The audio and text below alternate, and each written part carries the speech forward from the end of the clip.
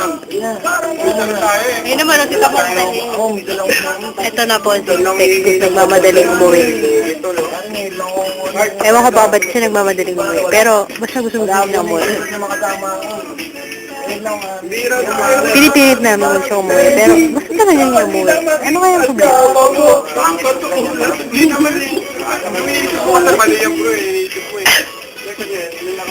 Loko pala kasi si Edward pinaasa. Sabi niya, nandito si Liz. Nagsasalita na ako, parang hindi maganda yung... Siyempre, wakalit nga kami kasi tahimik ka nga lang kasi dyan. Hindi, parang ito po ka man. Sasabihin ko sa'yo, parang ako mo nakuha.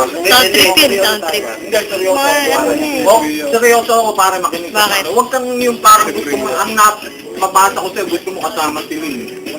Kalak pa daw. Gusto mo kasama si Lin, di ba? Kasi ito yung ate-ate. Wait naman, diba? Diba, parang buta. Parang pagpapalala. Ngayon, binabasa po ni Resty yung text ni Priya. Mag-i-reply din. Asawa, di ba? Papalit mo sa barkada mo. Kaya lang, pare, kung Tawagan mo si Priya. gusto mo mag-aaral. Gusto mo lang ako kapag natin yung papare.